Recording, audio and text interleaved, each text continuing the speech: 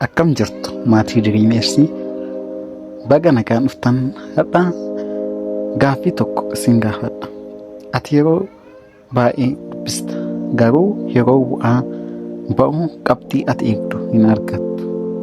Yoo deebiin kee eeyyee ta'e rakkoon kee dubbisuu dhabuu qofa miti.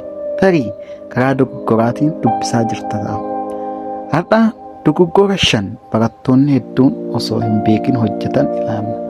Yoo isaan sirreessite yeroo dubbiftu irraa bu'aa caalaa argachuu dandeessa. Kanaaf hanga dhumaatti na waliin ta'u. Tokkoffaa, qormaanni yeroo dhiyaatu qofa dubbisuu. Barattoonni hedduun yeroo qormaanni torbaan tokko yookiin guyyaa muraasa hafu qofa kitaaba banatu. Sana booda halkan guutuu rafuu dhiisanii dubbisu. Garuu sammuun namaa waan hedduu yeroo gabaabaa keessatti qabachuu hin danda'u. Yoo guyyaa guyyaan xiqqoo dubbifte yeroo qormaataa hin sodaattu, waan baratte sirriitti yaadatta. Lammaffaa, dubbisuu qofa malee of hin qoru. Kitaaba dubbisuun qofti gahaa miti. Of gaafadhu. Mata dureen kun maal jedhu? Namatti akkamitti ibsuu danda'a? Jettee of gaafachuun murteessaadha. Akkasumas gaaffilee shaakalaa hojjedhu. Kun yeroo qormaataa yaadannoo kee cimsuu keessatti baay'ee si gargaara. Kanaaf dubbisuu qofa osoo hin taane gaaffilee garaagaraa shaakaluun murteessaadha.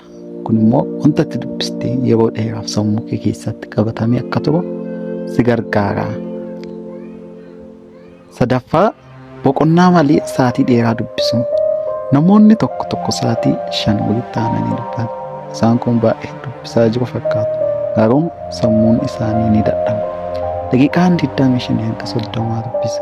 Sana booda daqiiqaa 5 boqonnaa akkasiitti fufu. Kun xiyyeeffannoo kee ni eega. Kanaaf yeroo dubbistu boqonnaa fudhataan itti deebi'i malee walitti fufinsaan sa'aatii dheeraadhaaf dubbisuun dadhabbii malee bu'aa isaa baay'ee xiqqaata. Afuraffaa, ofii nama biraa wajjin wal bira qabu. Hiriyyaan kee qabxii guddaa fide jechuun ati abdii kutuu hin qabdu. Namni hundis saffisa barumsa mataa isaa qaba. Hadha kaleessa caalaa yoo fooyyatte sun injifannoo guddaadha. Dorgommiin kee nama biraa wajjin osoo hin taane kaleessa kee wajjin haa ta'u. Har'a viidiyoo keenya gabaabaa waan xiqqaas ta'u akka hubattan abdii qaba.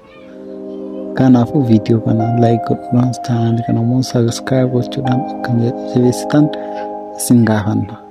Viidiyoo biraatiin hanga walitti deebinutti nagaan tura.